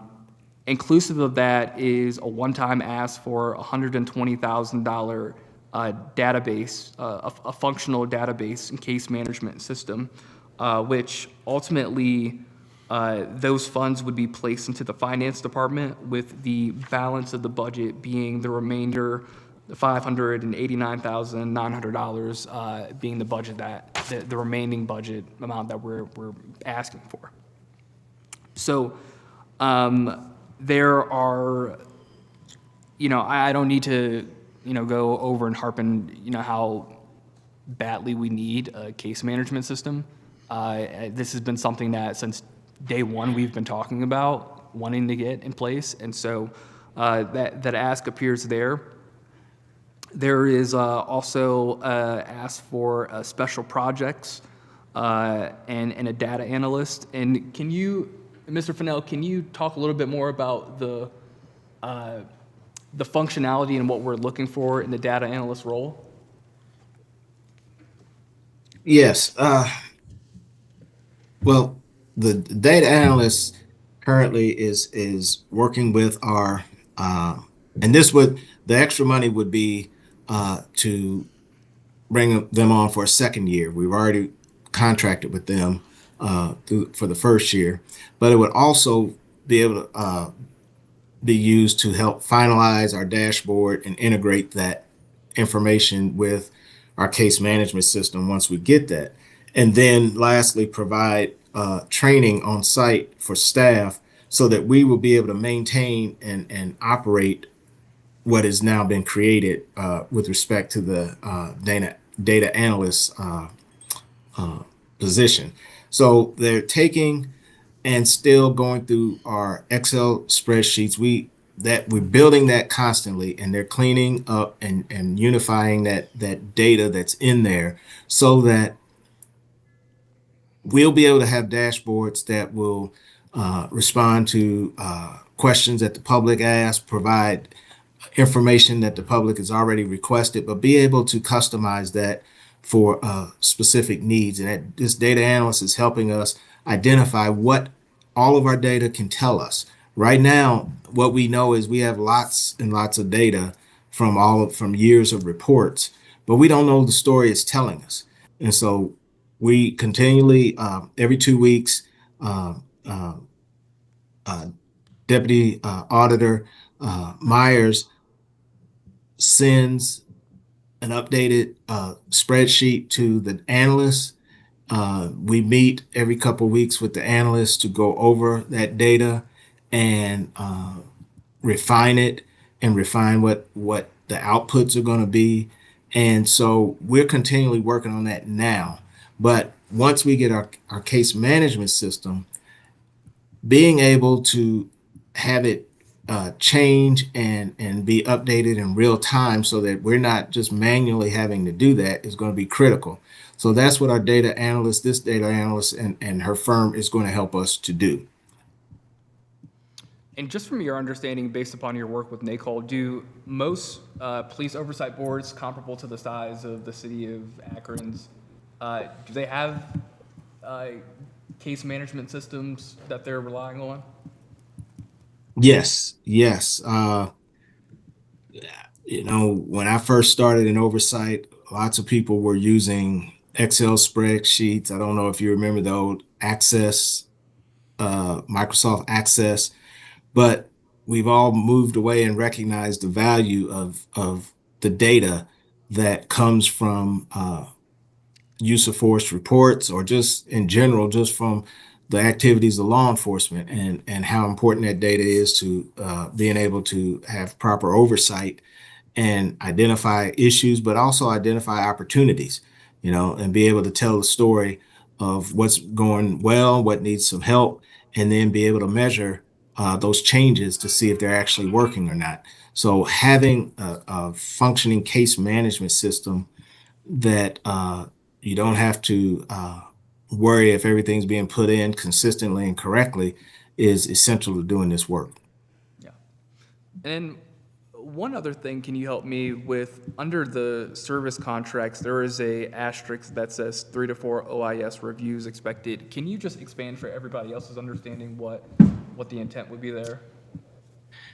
Yes, since 2022, and I'll go back to 2022, Jalen Walker, the city of Akron and APD unfortunately has experienced several officer-involved shootings, incidents. Well, those go through a life cycle.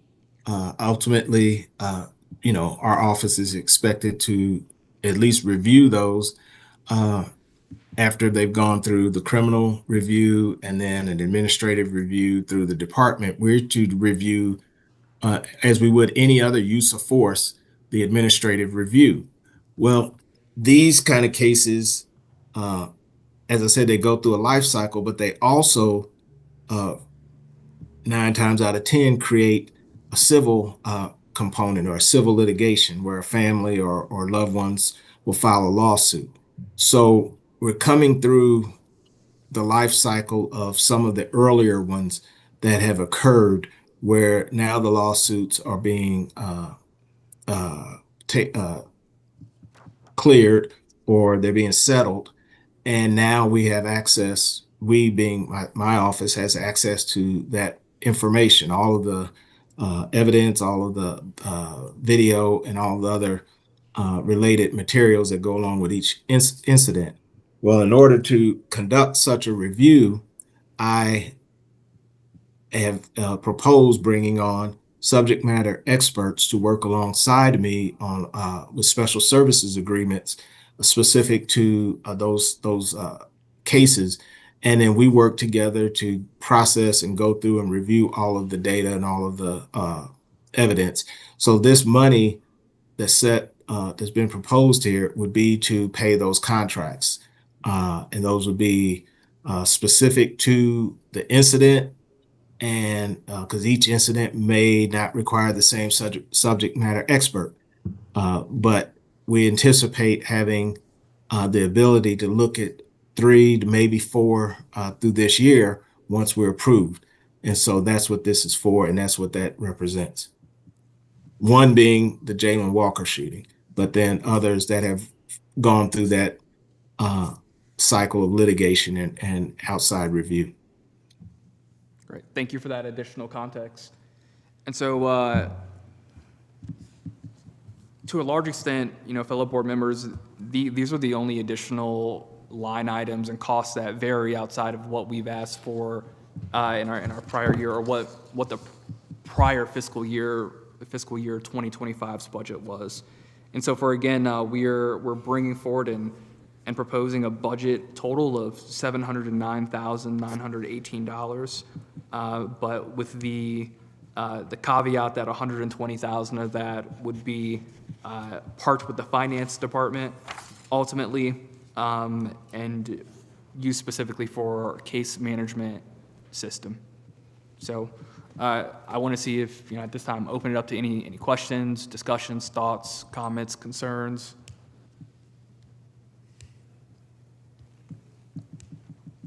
Well, it seems to be very thorough. Appreciate that.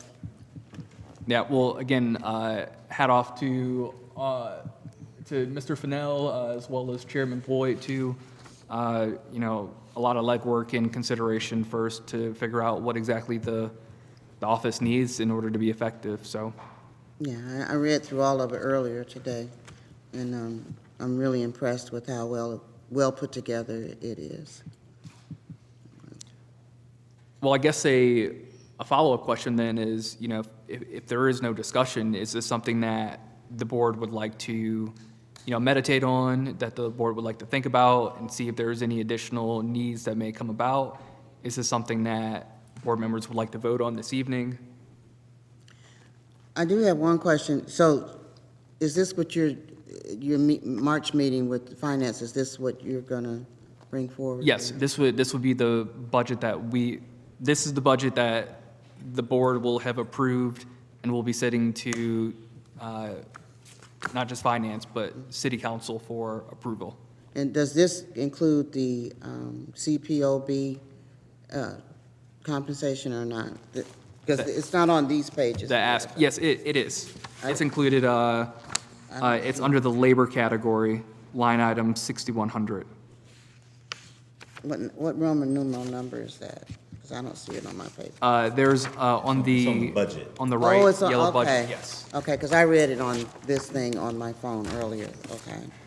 So I just had one question. Does that include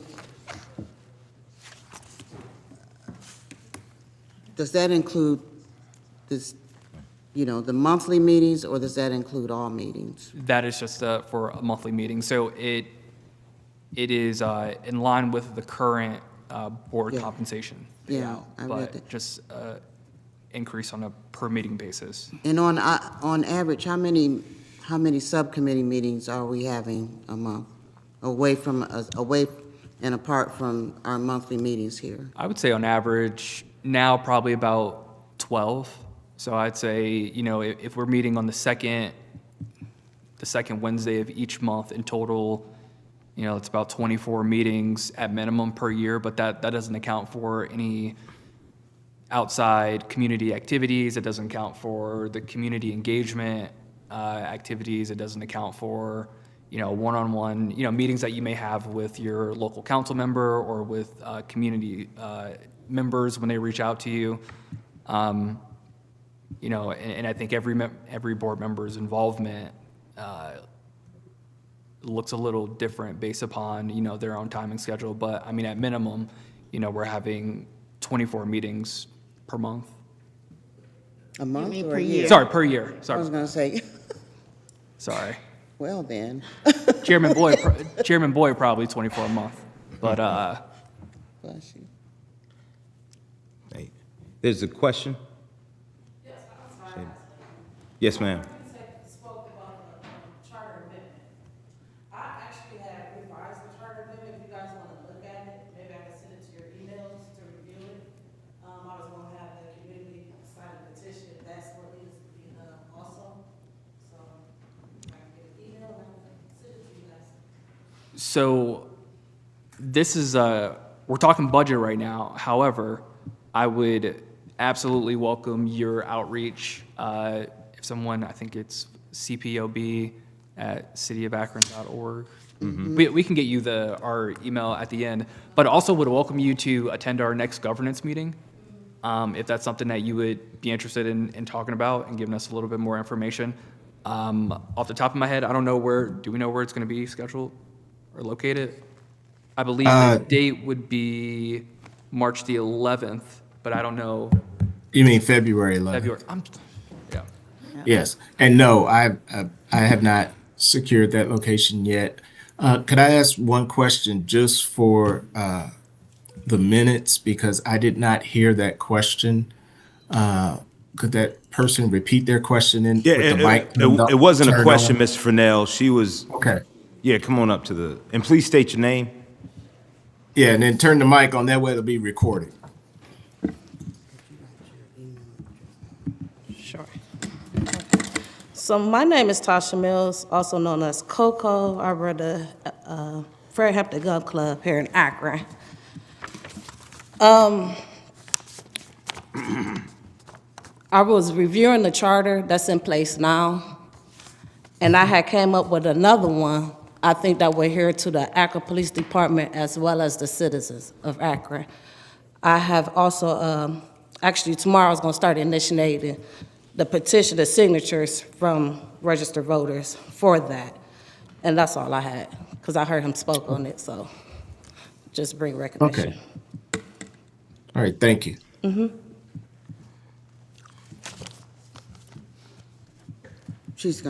She's giving me, writing down her email address. I'll get it.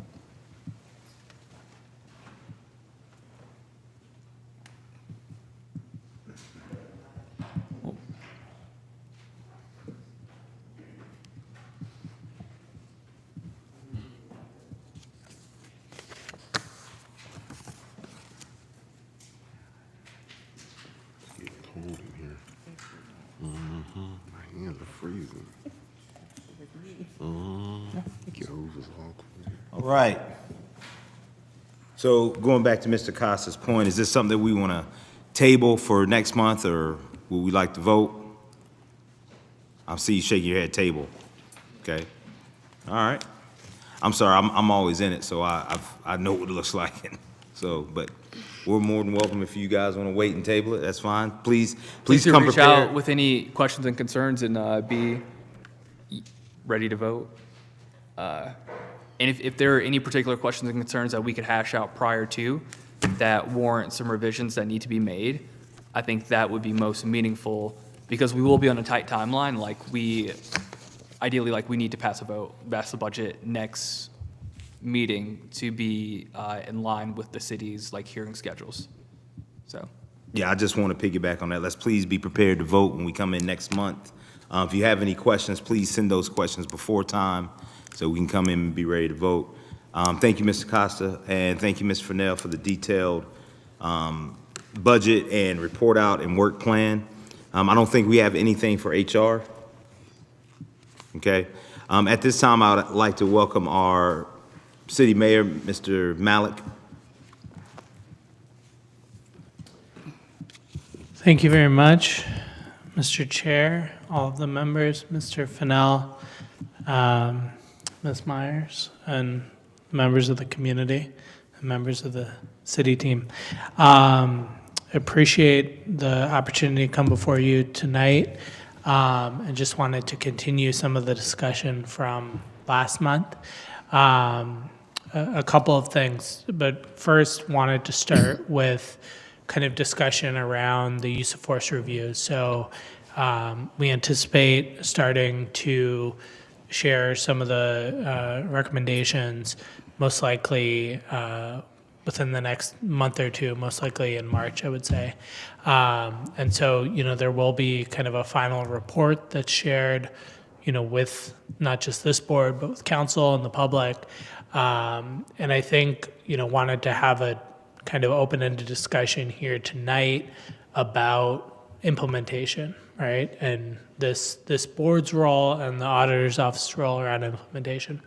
So two areas in which I think there's opportunity for partnership or shared work around implementation. And again, it's not to suggest these are the only two ways, right? But two that seem as particularly around education and awareness, right? I know that community engagement is a significant part of this board's role. And so, as we release the report and the recommendations, I want to be really clear, this is not these are recommendations that we are going to be doing, right? It's not something where we're going to be kind of reviewing the report to decide which things we're implementing and which are not. We are going to be implementing the recommendations.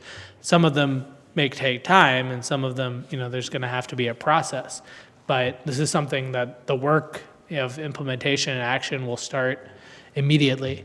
With that being said, there's also going to be need to, kind of educate the community about what some of those, actions are, and also to get feedback about, whether there are things that need to be adjusted, whether the things that folks agree with or don't agree with feel, are misplaced or need to be stronger, whatever the case may be.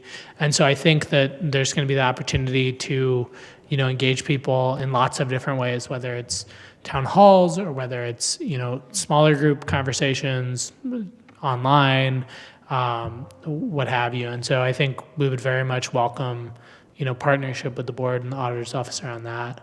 I think the second piece is around kind of that implementation directly. And so as part of the implementation, we're going to put together some form of implementation team that will kind of assist with mapping out that process and really, clearly communicating with the public around, where specific recommendations are in the process and, a timetable and, how the implementation is going.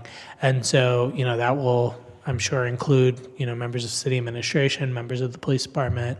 I think we would also welcome participation, from, either members of this board or from the auditor's office. And so those are two areas in which, I think that, involvement from the office and the board would be really valuable, but wanted to kind of open it up for any further discussion, questions, et cetera, around this. I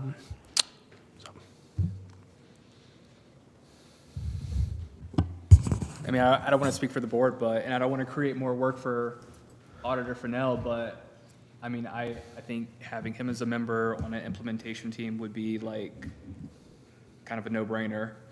And I think that he represents the board in an amazing way and be a good resource to ensuring fidelity to the process. Auditor Fennell, I know we had a brief conversation about this earlier today, and you had a specific point around that. Do you want to share that? Yes, I do. Yes, I do. I was going to. And while I appreciate Mr. Costa's comment, one of the things, and I talked with Mayor Malik this afternoon about what he's discussed now, but one of the things that I see for the auditor's office is we have to preserve our ability to be able to review and audit what is developed. The recommendations will come from PERF, whatever those recommendations may be. Then it will be up to the city and the police department with input from the board and the auditor's office through community engagement. But it'll be up to the city and the police department to put together how they implement those, whatever recommendations they choose to implement. Then my role and our office's role and this board's role will be to see if they're doing what they say they're going to do, and if that works, not only if it works in principle by the plan that is put into place, but does it work for the community? So if I'm at the table with the implementation process, then I can't necessarily audit the process once it begins, because you know, if I build it, it has to work, right? And I can't say that. So I need to have the department and the city have to take the lead, my opinion, take the lead on this so that we can do our role in monitoring to make sure that it functions the way it's set up to function and it serves the people and serves the department and city, if that makes sense. Yeah, and so kind of building off of that, I think that, again, based on the independence of the board and the auditor's office, I think that exactly how there's partnership on the implementation team, I want to leave up to the board and the auditor's office. But certainly, if it instead might make sense for one of the board members to be involved, or at least to be, invited to meetings or that kind of thing, just so that there's level of awareness and that the door is open, even if, there is a desire to retain some kind of independence or distance to be able to critique or audit. So just wanted to kind of note that. So I understand correctly, then this is the city's response to when you receive the perf report, how to begin to take it from the paper to reality and Absolutely. So I think we anticipate that there will be recommendations in a number of different categories. So whether that's policy, language, training, kind of the accountability and the accountability processes on the back end, both the training academy and then the kind of field training and kind of ongoing education and training, annual in-service. So I think there are lots of different, there are going to be lots of different buckets of work, for lack of a better word. And so I think part of what we will be doing is really kind of, triaging these things. And, again, like I said, it's not going to be a process of we need to take several months to review the recommendations, but really kind of how we implement them. But that might necessarily involve, certainly, other city departments, finance, HR, law, et cetera. So. I just have a question, and maybe it's an elephant in the room question, but what about the FOP and any pushback that we might get from them? Well, I think that, certainly,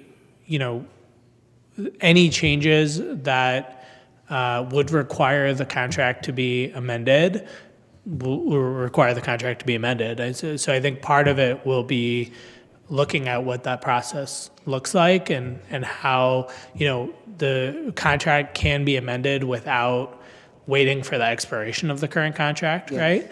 And so that's something that, we are absolutely willing to do while recognizing that there are two parties that have to come to an agreement. I think I was going to discuss this a little bit later, but,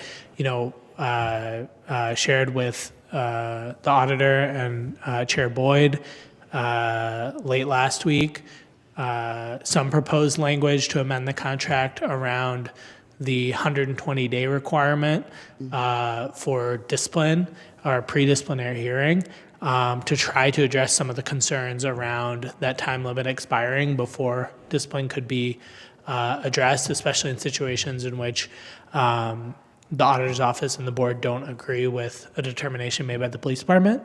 I want to just stop here for a second and mention, this was kind of the beginning of the process. So while we are looking at that, we wanted to, I'm not breaking any news here, we're not announcing some amendment or some final decision, but just wanted to keep the auditor and the chair in the loop as we talk about that language. I think we're going to meet sometime in the next week to kind of talk about strengthening some of that language.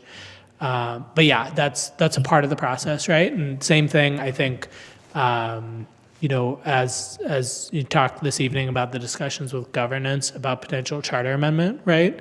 I think, we are open to having those discussions on the administration side as well, recognizing though that, a charter amendment also cannot simply by itself amend the contract, right? And so if there are things that, that we collectively or the board would desire to amend in the contract, that's something, we would need to approach. Thank you. Any further questions or comments for our mayor? Okay, so just a couple other things if I can. So I also just wanted to introduce Craig Morgan, who's our new Chief of Public Safety. Craig has been with the city for many years, working as our city prosecutor and working in the prosecutor's office before that. Almost 30 years of service to the city, so we're excited to have his experience and expertise and perspective. Craig will be, working directly, managing both the police department and the fire department, as well as working with Tony Ingram in his role as public safety strategist. He had a conflict this evening, and former Fire Chief Joe Nacco in his role on emergency management. So Craig is another resource for this board and the auditor's office. And then I also wanted to mention, I'm blanking really quick, but I think we appreciate the discussion on the budget and appreciate, the opportunity to have some time to discuss that and then move forward for that March meeting, presentation to council, recognizing that it is the board's budget and the board being independent. So, but appreciate the discussion, dialogue. So yeah, I appreciate the opportunity to speak tonight. I think as we continue to talk about the use of force review and the implementation, anyone should feel free to reach out to Tony, to Craig, to myself, and we can continue to discuss it. I think, this is something that, is going to be a significant effort, but I think, is much needed. I know, the other thing, just parenthetically, Mr. Green mentioned, some of the other categories of work, right? That a use of force review does not cover, hiring or does not cover promotions or things like that, right? And I think we are mindful of that, right? And so we are in the process of doing a staffing study within the police department, actually within the fire department as well, but for the purposes here within the police department. And as part of that, that will cover a number of things, that might have bearing and might have relevance to the sport. And so I think there'll be community engagement component of that, but there is other work. And so I do want to emphasize the use of force review is not meant to be to the exclusion of other issues that are really important. And then finally, wanted to mention, there are a number of outstanding cases that Mr. Fennell and the board have sent. And so my hope had been that there would be responses back by today. We need just a little bit more time, so you will have those responses by Friday. So by end of the day Friday. So appreciate the time tonight and appreciate everyone's involvement. As part of this, I am mindful there's an awful lot of work associated with this, and so it is something that I appreciate very much. Craig, anything you want to add just briefly? Okay, thank you. Thank you, Mr. Mayor. Thank you, Mr. Mayor. There's no need or reason to go into executive session on this evening, okay? So just some closing comments. First of all, I just want to, I am extremely grateful for our board and the work, and I want to be very intentional about just acknowledging Mr. Peoples, Ms. Aniskevich, and also Mr. Costa. We're in our third year of this. I mean, we're kind of the originals here, And I don't know if any of us really knew what to expect or what this was going to be about. I don't think anybody in the community expected or knew what it was going to be about. I think we had one expectation, and we quickly learned that it was a totally different expectation. And with all being said, I appreciate the amount of resiliency, not only from board members, but also from the community to be patient with us, but also to come alongside and to walk with us through this process. I feel like we were all really learning together as we, if you will, matured and kind of build out this plane. And I think that we've had a tremendous amount of wins that sometimes don't feel like wins. And I think, probably our biggest win is we had I think the wisdom to hire Mr. Fennell and to bring him on, and also Ms. Myers as well. I've told Mr. Fennell from day one, and I've said this to our mayor as well, and anybody that would listen, Mr. Fennell is our resident expert when it comes to being a police auditor. He's the president of NACO. He comes with, just a tremendous amount of experience. And so what I would say is that nobody really likes to be audited. The audit line is not long, it's very short. And with that being said, what I can tell you unequivocally on behalf of the board, but also of our auditors department, we are not against the police department. We're not. That's not our hearts, that's not a desire, and I think we have made that clear from day one, but it still seems as if there are individuals that believe that we are.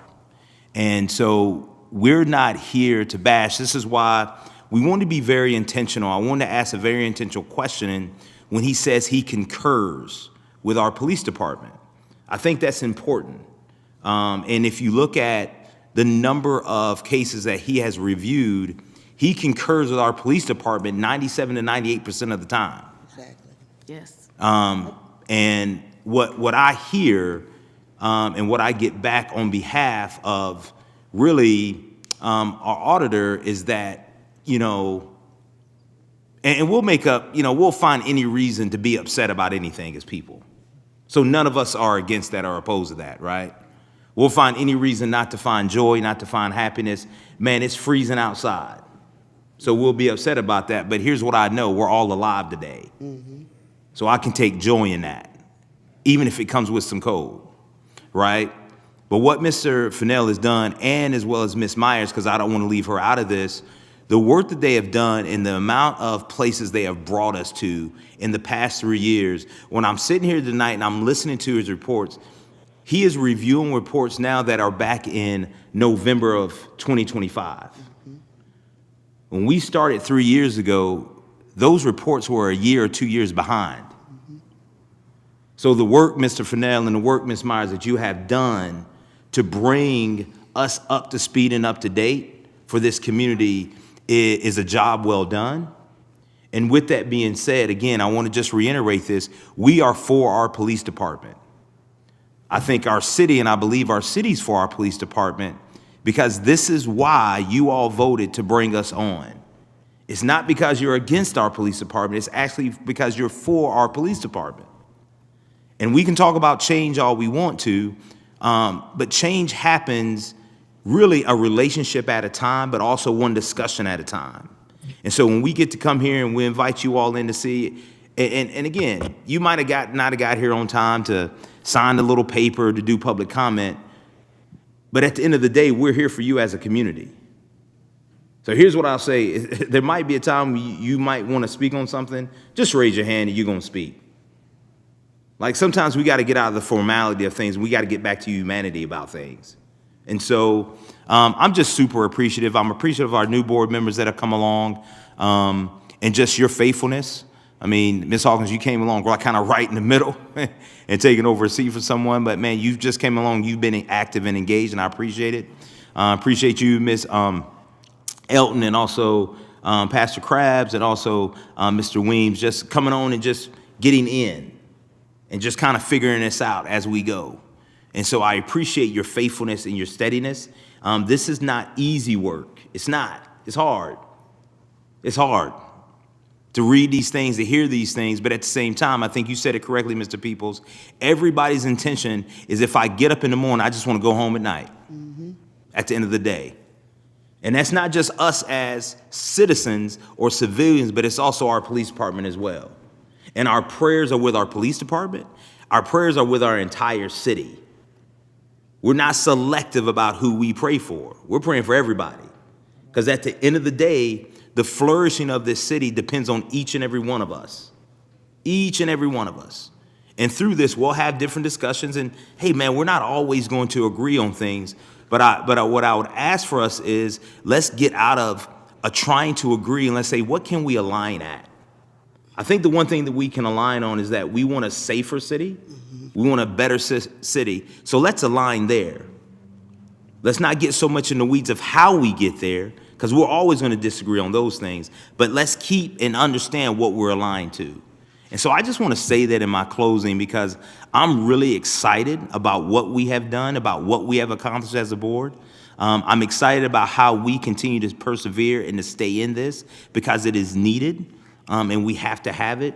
And I'm really thankful again for Ms. Myers and Mr. Furnell for their commitment to the city and to do this work for the city, because it is hard work, but we need an auditor. We need an auditor's department because we need to be audited on what we're doing so we can get better. Okay? Thank you so much for your ears. I am done. Can I get a motion to adjourn? Motion to adjourn. Can I get a second? Second. All in favor, signify by saying aye. Aye. Any opposed? Not at all. Thank you so much. God bless. Thank you. Happy New Year, everyone. Good night.